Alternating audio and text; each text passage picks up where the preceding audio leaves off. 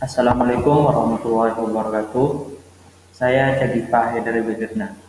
Oke, video ini saya buat untuk mendokumentasi jawaban proyek UTS pengantar sains data.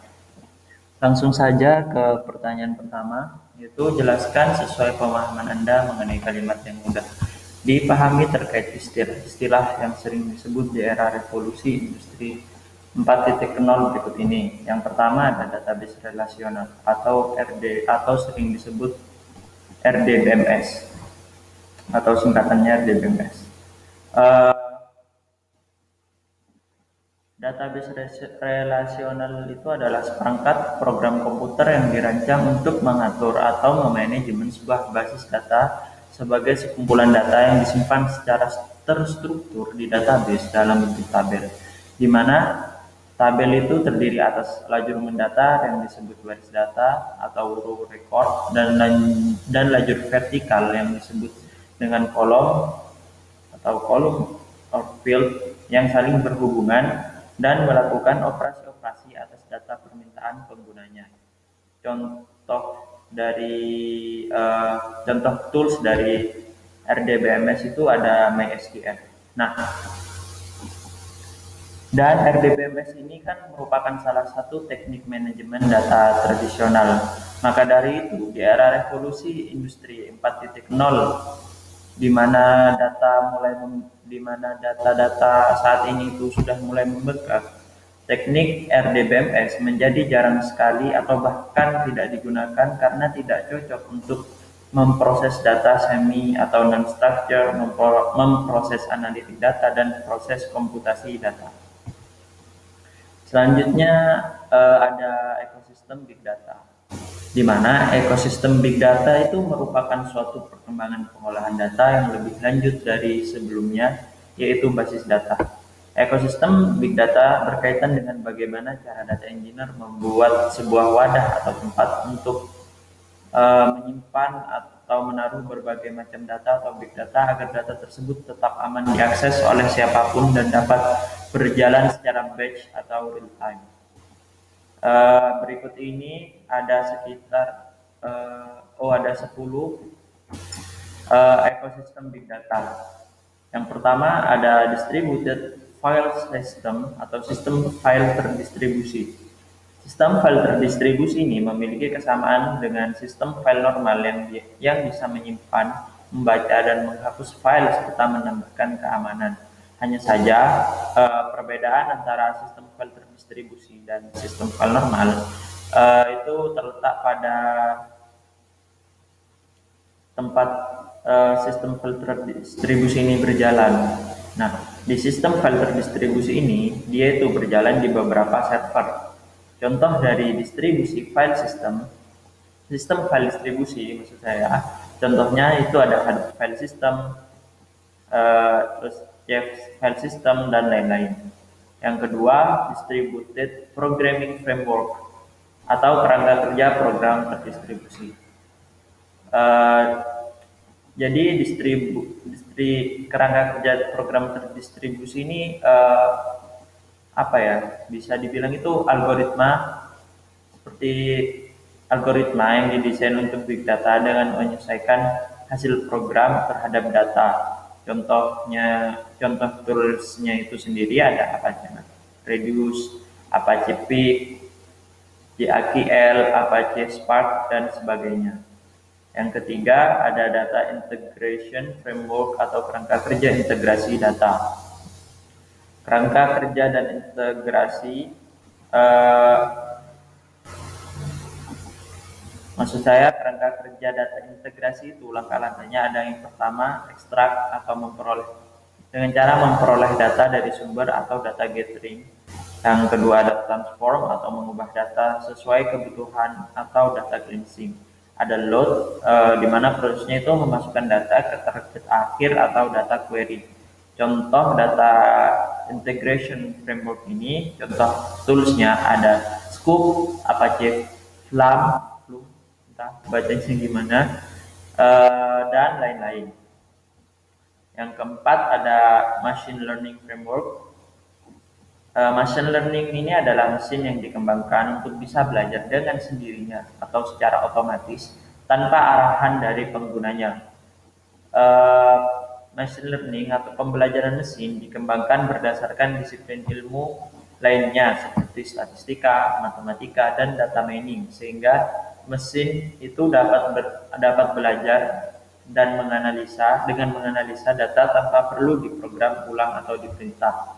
Jadi machine learning ini nanti akan berjalan secara otomatis atau beroperasi secara otomatis. Contoh dari machine learning tools-nya ada Python libraries, R libraries, dan lain-lain. Selanjutnya ada NoSQL databases. Jika Anda perlu menyimpan data dalam jumlah besar, Anda memerlukan perangkat lunak yang khusus untuk mengelola dan membuat query data. Hingga telah muncullah jenis database baru yang dikelompokkan menjadi NoSQL database atau kepanjangannya Not Only SQL.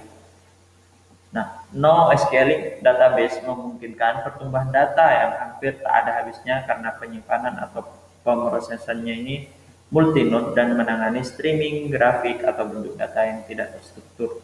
Jadi NoSQL databases ini sudah bukan merupakan uh, database manajemen teknik database tradisional, melainkan sudah merupakan database yang terbaru dan sesuai dengan era atau revolusi industri 4.0 sekarang ini. Nah, selanjutnya ada scheduling tools atau alat penjadwalan. Jadi alat penjadwalan ini membantu Anda atau kita mengotomatiskan tugas yang berulang dan men-trigger atau memicu jobs berdasarkan event-event yang ada.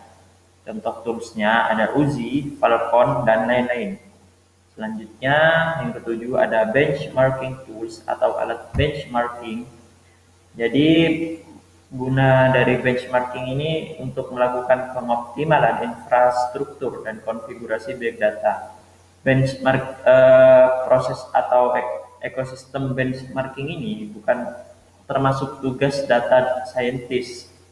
Namun kita sebagai seorang data scientist juga perlu untuk memahami ini karena nantinya di dunia kerja data scientist ini juga akan berkolaborasi dengan data engineer dan data analis. Ya setidaknya kita tahu proses-proses apa yang dilakukan di benchmarking ini. Selanjutnya ada sistem deployment atau penyebaran sistem. Nah, pekerjaan ini mengotomatiskan instalasi dan konfigurasi komponen big data. Nah, sistem deployment ini juga bukan termasuk tugas data scientist.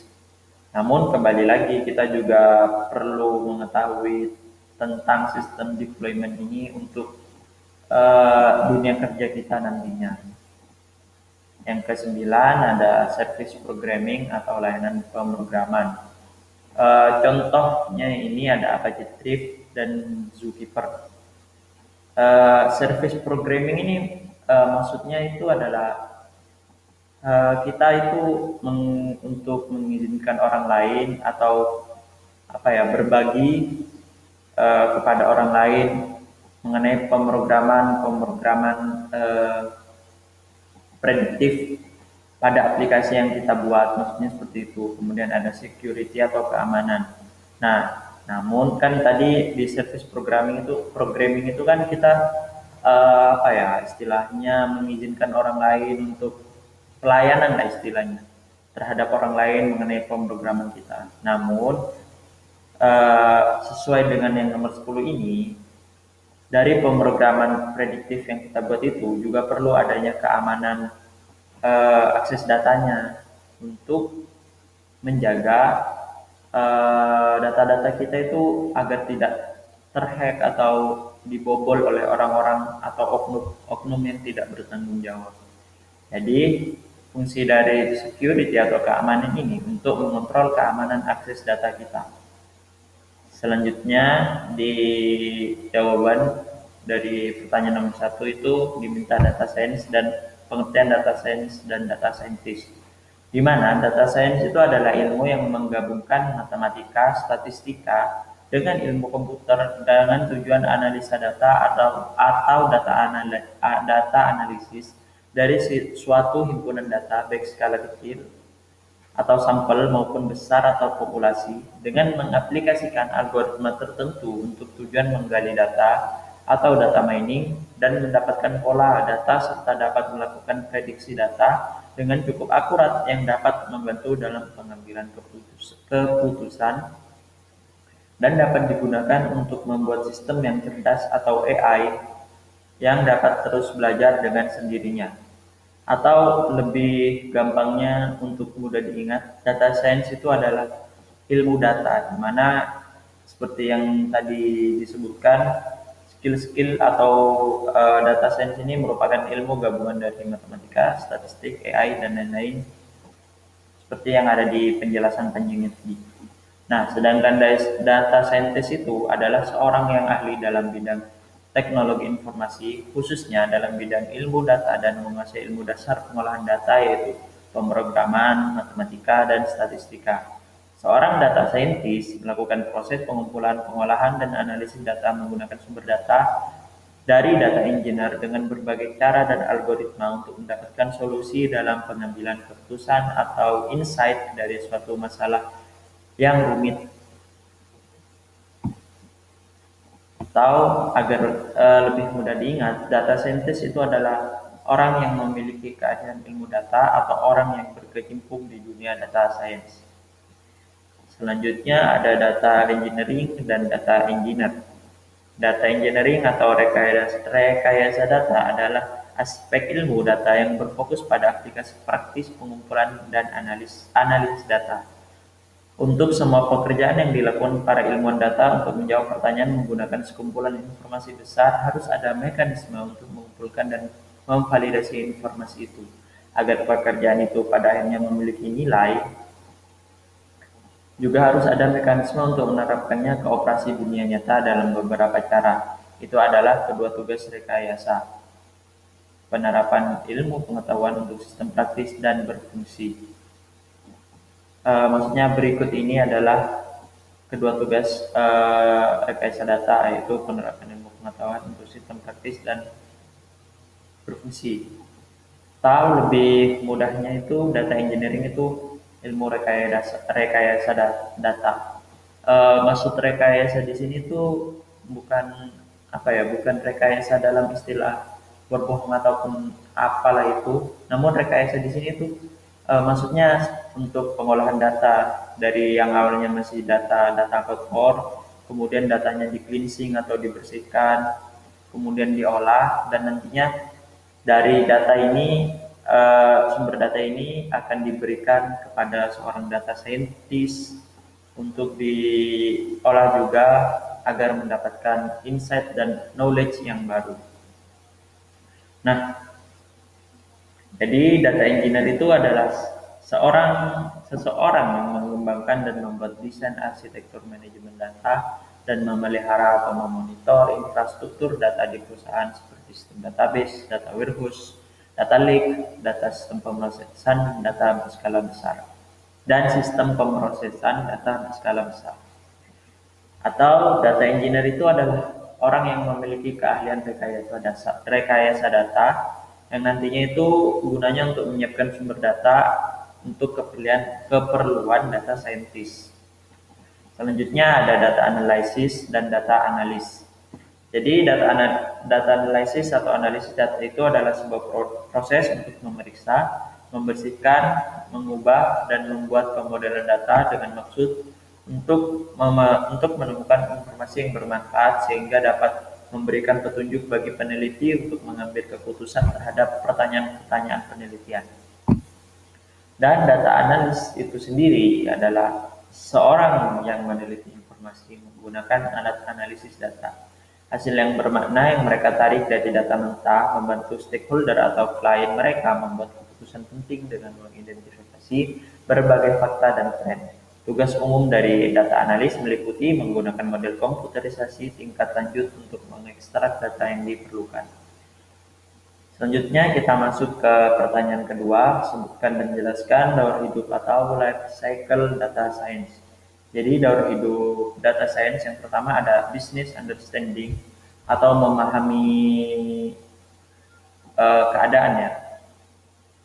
Jadi mengidentifikasi topik dan permasalahan sekitar dengan mengajukan pertanyaan yang relevan dan menentukan tujuan untuk masalah yang perlu ditangani. Kemudian ada yang kedua, ada data mining atau menggali data, di mana ini prosesnya ada mengkoleksi, mengumpulkan, dan mengikis data dari sumber primer dan sekunder yang diperlukan untuk suatu proyek. Yang selanjutnya ada data cleaning, yaitu membersihkan dan memeriksa kekonsistenan data.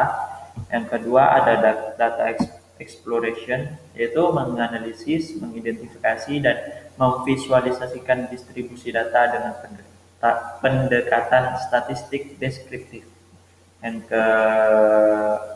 Yang selanjutnya ada feature engineering, yaitu menyeleksi fitur atau faktor terpenting yang kemudian membuat yang lebih bermakna menggunakan data mentah yang dimiliki dan membuang fitur berkontribusi rendah. Yang selanjutnya F, predictive modeling atau model prediktif, yaitu membangun model prediktif seperti machine learning dari dataset dengan melatih model machine learning, mengevaluasi kinerja mereka dan menggunakannya untuk membuat prediksi. Yang terakhir ada data visualization, yaitu mengkomunikasikan hasil insight yang didapat kepada stakeholder melalui visualisasi data yang interaktif. Selanjutnya pertanyaan ketiga, dalam bidang machine learning, dataset itu dijadikan sebagai input data agar dapat digunakan selama fase pelatihan atau training, dan dataset ini terdiri dari baris atau sampel dan kolom atau fitur. Seperti halnya dataset morfologi hewan. Data saintis harus menentukan fitur-fitur apa saja yang membedakan antara hewan, mamalia, dan insekta.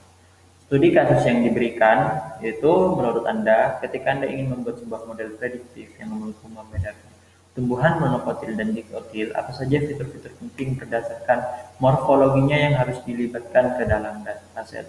Sebutkan dan jelaskan beserta contoh sampelnya. Jadi yang pertama itu fitur-fiturnya. Jadi di sini saya untuk fitur-fiturnya itu mengambil perbedaan yang ada di antara monokotil dan dikotil, yaitu pada biji, akar, batang, daun, bunga, berkas pengangkut. Di mana pada biji perbedaannya itu jika monokotil berkeping 1 dan dikotil berkeping 2.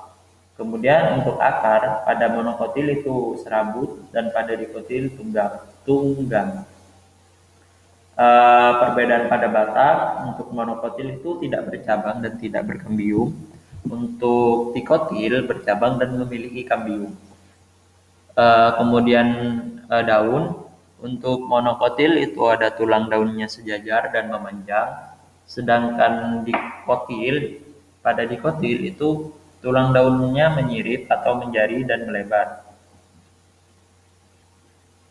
Selanjutnya perbedaan bunga pada tumbuhan monokotil dan dikotil.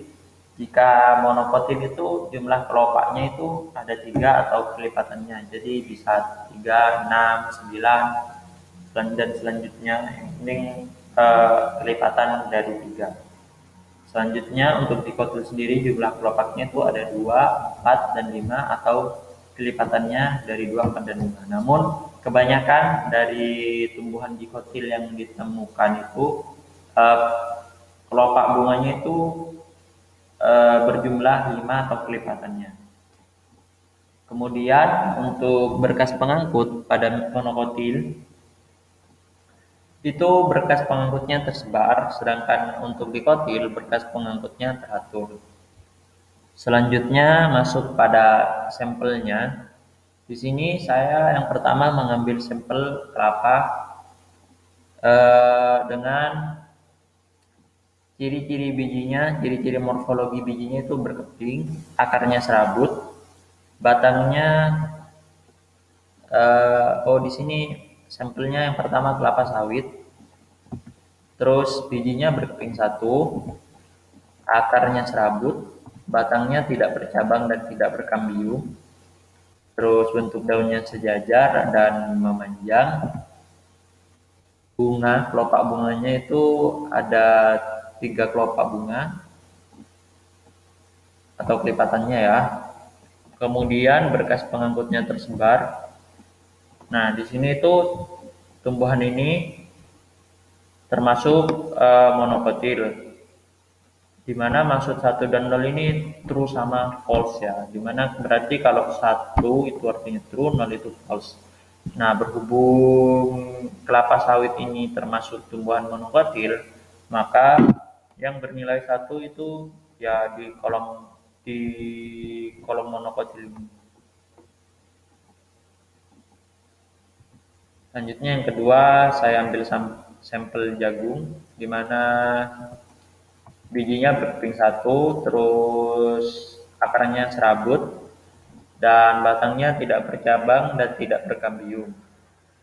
Lalu bentuk bentuk bentuk daunnya sejajar dan memanjang. Kemudian bentuk jumlah kelopak bunganya yaitu ada 6 atau kelipatannya, dan berkas pengangkutnya tersebar. Dan jagung ini termasuk ke dalam tumbuhan monokotil, karena di sini bagian kotak monokotilnya bernilai 1.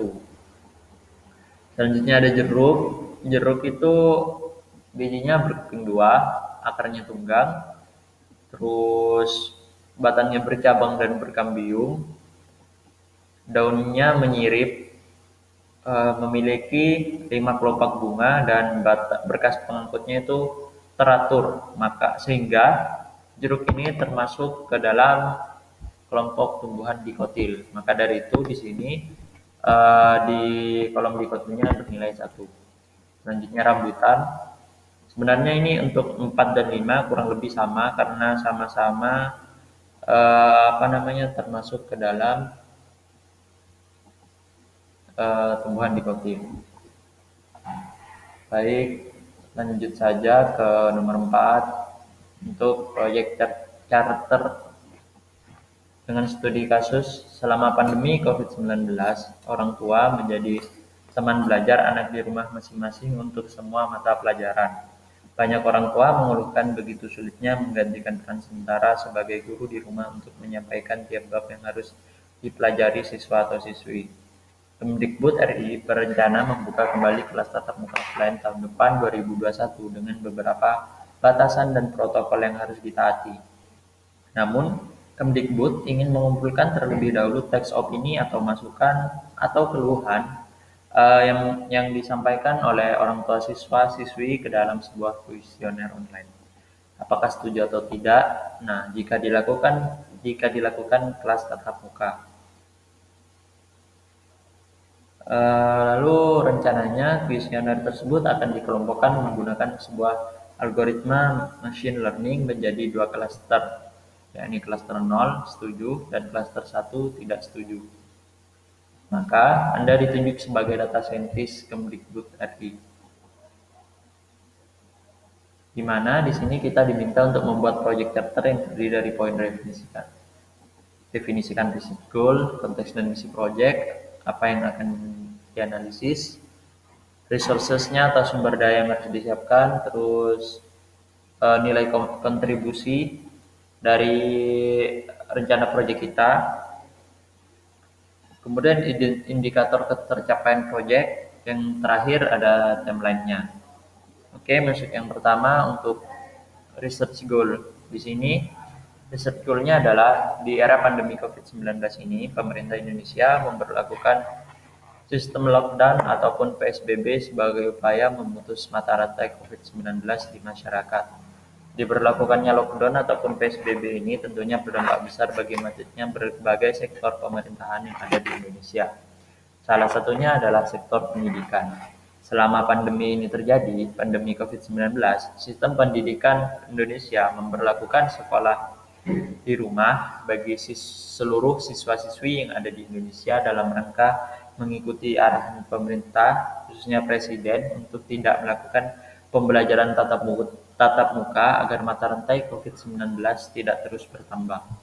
Maka dengan diberlakukannya sekolah di rumah ini, orang tua diwajibkan untuk terus mendampingi putra-putrinya dalam proses pembelajaran. Namun, dengan sistem pendidikan yang sedang berjalan saat ini, banyak orang tua mengeluhkan begitu sulitnya menggantikan peran sementara sebagai guru di rumah untuk menyampaikan tiap bab yang diberikan oleh guru di sekolahnya yang harus dipelajari siswa atau siswi. Oleh karena itu, Kemdikbud RI berencana membuka kembali kelas tatap muka offline tahun depan, tahun 2021, dengan beberapa batasan dan protokol yang harus ditaati. Namun Kemdikbud ingin mengumpulkan terlebih dahulu teks opini atau masukan ataupun keluhan yang disampaikan oleh orang tua siswa atau siswi ke dalam sebuah kuesioner. Apakah setuju atau tidak jika dilakukan kelas tatap muka? Sebagai salah satu upaya membantu langkah Kemdikbud dalam pembuatan kuesioner online untuk disampaikan kepada seluruh wali murid dari siswa dan siswi di Indonesia, maka di sini saya akan membuat sebuah algoritma machine learning yang outputnya berupa aplikasi online berbasis Android. Pembuatan aplikasi berbasis Android ini dipilih karena sebagian besar masyarakat Indonesia sudah banyak yang menggunakan handphone sebagai media komunikasi sehari-hari, di mana handphone ini kan berbasis Android seperti itu. Selain sebagai tempat mengisi kuesioner, aplikasi resmi milik Kemdikbud yang dibuat ini, yang kami buat ini, itu bisa juga dijadikan oleh Kemdikbud sebagai sarana penunjang pendidikan Kemdikbud untuk menampung saran dan kritik dari masyarakat, kemudian alat penyampai update informasi terkini dari Kemdikbud atau sebagai pelayanan publik ya istilahnya, dan sebagai aplikasi rating terhadap kinerja Kemdikbud selama masa jabatannya berlaku atau selama dia melakukan atau membuat kebijakan-kebijakannya.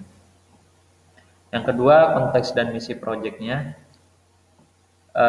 Membentuk suatu sistem pembelajaran tatap muka untuk tahun pembelajaran 2021 yang sesuai dengan batasan dan protokol kesehatan yang harus ditaati untuk menghindari risiko terkena infeksi COVID-19 bagi setiap elemen masyarakat yang berada di dunia pendidikan, khususnya sekolah-sekolah di berbagai tingkatan. Tentunya, pembentukan sistem pembelajaran tatap muka 2021 ini dibuat berdasarkan hasil survei yang diambil dari data kuesioner wali murid siswa atau siswi yang ada di aplikasi tadi, yang nantinya dari data tersebut akan dibuat sistem pembelajaran yang tidak merugikan salah satu pihak, sehingga semua bagian pendidikan seperti guru, dosen, siswa-siswi, dan lainnya mampu menjalankan tugas mereka masing-masing dengan lancar dan baik. Selanjutnya, apa yang akan Anda analisis atau apa yang akan dianalisis untuk pelaksanaan proyek ini? Yang pertama, penyusunan pertanyaan kuesioner yang tidak memberatkan berbagai pihak. Maksudnya itu kita membuat pertanyaan-pertanyaan ini tuh tidak tidak menjatuhkan salah satu pihak atau tidak merugikan lah seperti itu. Kemudian yang kedua, penciptaan aplikasi kuesioner yang jelas, mudah dipahami, mudah diakses dan atraktif agar orang tua murid tidak mengalami kesusahan pengisian data kuesioner. Jadi ini kita harus menganalisis aplikasi seperti apa yang harus diciptakan agar jelas, mudah dipahami, mudah diakses dan atraktif lah seperti itu. Agar juga nantinya aplikasi ini tidak buruk lah di mata masyarakat. Kemudian yang ketiga itu bagaimana cara penyuluhan mengenai aplikasi yang diciptakan ini kepada masyarakat dengan tujuan menjelaskan maksud dan kegunaan dari aplikasi tersebut.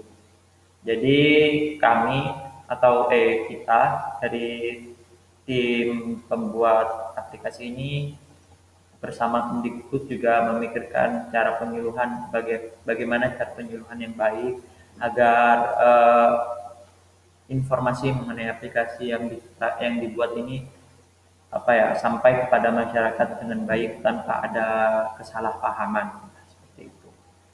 Selanjutnya yang dianalisis itu ada keluhan-keluhan yang diperoleh atau yang ada pada masyarakat tentang sistem pembelajaran tatap muka sebelum pandemi dan sistem sekolah di rumah selama pandemi. Dan nantinya sistem pembelajaran yang dibuat selanjutnya oleh tim Kemdikbud mampu mengatasi keluhan-keluhan yang timbul di masyarakat atau khususnya wali murid dari siswa atau siswi.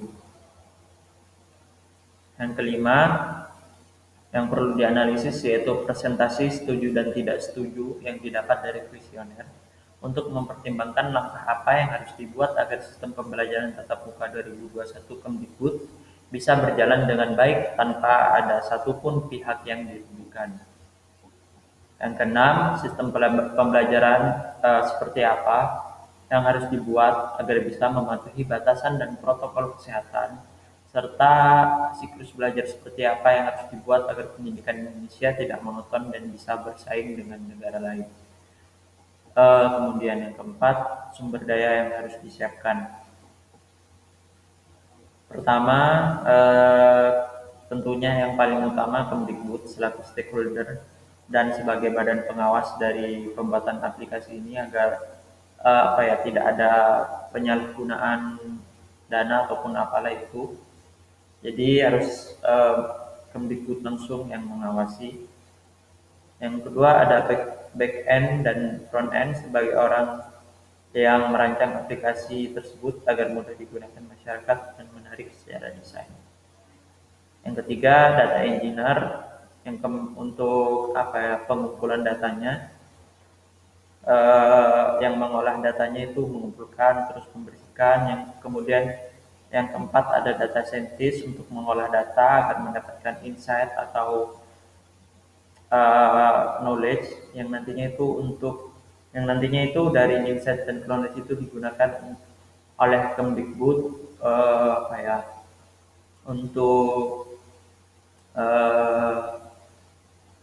untuk membuat keputusan atau kebijakan seperti apa mengenai sekolah tatap muka nantinya di tahun 2021. Data analis ini ya untuk menganalisis data-datanya apakah nanti sesuai dan mampu untuk agar kebijakan dari Kemdikbud ini berjalan dengan baik. Selanjutnya ada tim penguji aplikasi ya gunanya untuk memastikan apakah aplikasi ini sudah bisa atau layak untuk diluncurkan ke masyarakat atau dikenalkan ke masyarakat.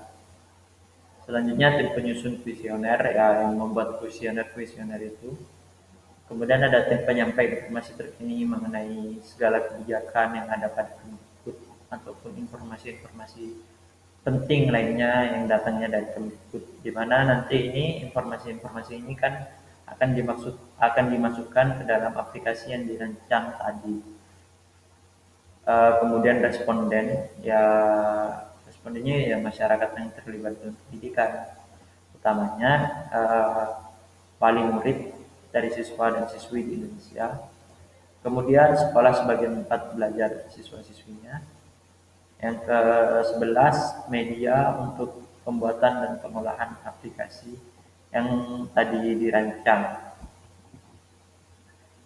Kelima, nilai kontribusinya seperti apa. Jadi dari aplikasi yang dibuat itu tadi dapat membantu pemerintah khususnya Kemdikbud dalam mengambil keputusan mengenai sekolah tatap muka yang nanti akan dilaksanakan pada tahun 2021. Dan nantinya jika keputusan sekolah tatap muka berhasil dilaksanakan, maka ini akan berdampak pada fokus dan pemahaman materi yang diterima siswa atau siswi ini akan meningkat. Kemudian selain itu aplikasi tersebut juga dapat membantu Kemdikbud dalam transparansi kebijakan-kebijakan yang telah dibuat yang untuk selanjutnya akan diterima oleh masyarakat. Selain itu dari kebijakan-kebijakan ini yang terlampir atau dimasukkan ke dalam aplikasi yang dibuat tadi itu, Kemdikbud itu akan mendapatkan citra yang bagus berkat transparansi atas kebijakan-kebijakannya dalam memajukan pendidikan Indonesia, sehingga tidak timbul atau tidak menimbulkan asumsi negatif yang datang dari masyarakat. Seperti itu kurang lebih. Selanjutnya indikator keberhasilannya, yang pertama ada hasil tes uji aplikasi yang dibuat. Jadi apakah aplikasi tersebut itu bisa tepat sasaran, dapat digunakan dalam waktu yang berkelanjutan, maksudnya ya bisa digunakan sampai kapanpun, sampai atau bahkan sampai kiamat nanti ya. Dan sesuai dengan tujuan dibuatnya aplikasi tersebut. Yang kedua, data dari kuesioner yang masuk ke dalam sistem aplikasi tersebut. Aplikasi berbasis Android tadi, apakah masyarakat itu setuju atau tidak terhadap keputusan sekolah tatap muka 2021.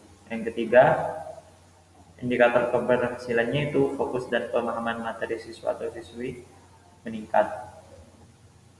Seperti itu. Yang keempat, banyaknya persentase prestasi tingkat kabupaten, provinsi, nasional atau bahkan internasional yang diperoleh siswa atau siswi Indonesia.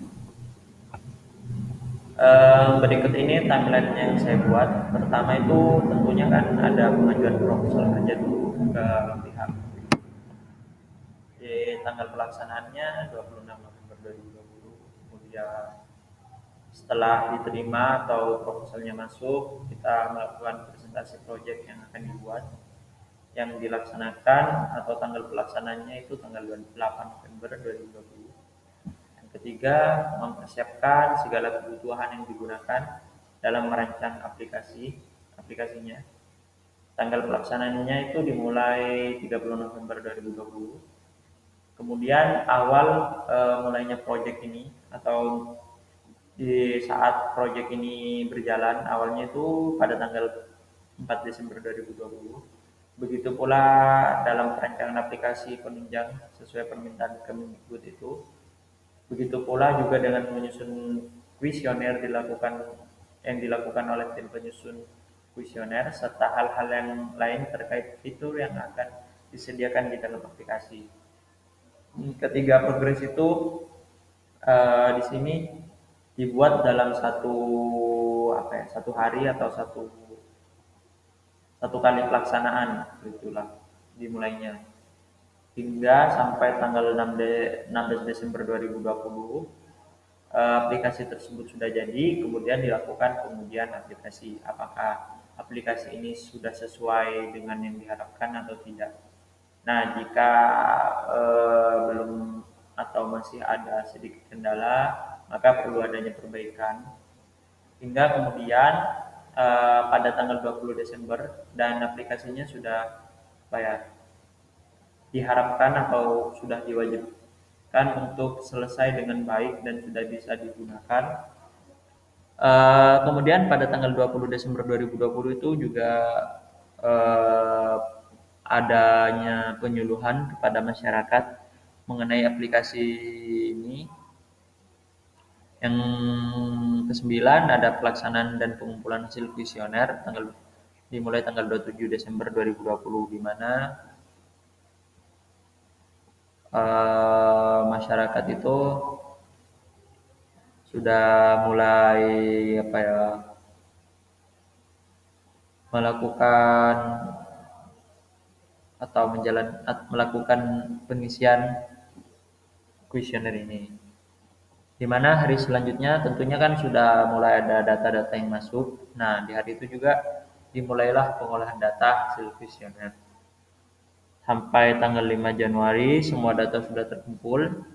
Karena di sini kita juga memberi deadline kepada wali murid atau wali murid siswa atau siswi itu Untuk pengisiannya itu dimulai dari 28 Desember 2020 hingga tenggat akhirnya itu pada tanggal 5 Januari 2020.